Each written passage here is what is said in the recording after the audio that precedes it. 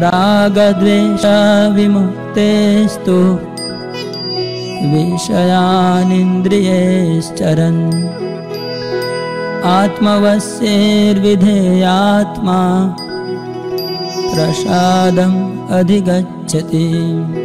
অতএব রাগ দেশ নাহি যার অতি, মুক্ত যে বা হইয়াছে বিষয়ের গতি। চিত্ত প্রসাদে সে হয় কৃষ্ণার্পিত মন, বিষয়ে থাকিয়া তিনি জীবন মুক্ত হয়। সংযত চিত্ত মানুষ প্রিয় বস্তুতে স্বাভাবিক আসক্তি এবং অপ্রিয় বস্তুতে স্বাভাবিক বিদ্বেষ থেকে মুক্ত হয়ে তার বশীভূত ইন্দ্রিয়ের দ্বারা ভগবত ভক্তির অনুশীলন করে ভগবানের কৃপা লাভ করেন। তাৎপর্য: ইতিপূর্বে ব্যাখ্যা করা হয়েছে যে অষ্টাঙ্গ যোগ, হঠযোগ আদি কৃত্রিম উপায়ে সাময়িকভাবে ইন্দ্রিয়গুলোকে সংযত করা সম্ভব হলেও ভগবানের সেবায় তাদের নিযুক্ত না করলে প্রতি মুহূর্তে মায়ার দ্বারা মোহাচ্ছন্ন হয়ে পড়ার সম্ভাবনা থাকে।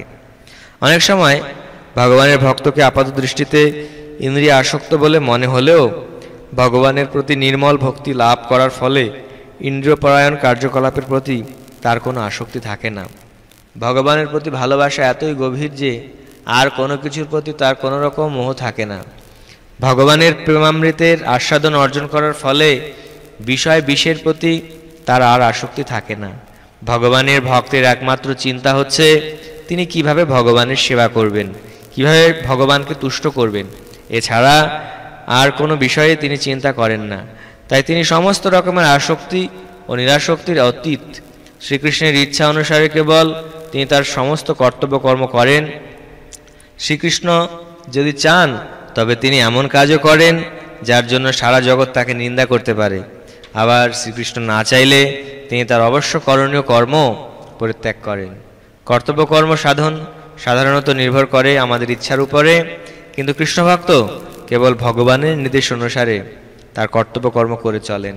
ভগবানের অহৈতুকী কৃপার ফলে ভক্ত এই ধরনের শুদ্ধ চেতনা লাভ করেন, যার ফলে কোনো রকম জড় কলুষময় পরিবেশে তিনি সংশ্লিষ্ট থাকলেও কোনো কলুষতা আর তাকে স্পর্শ করতে পারে না।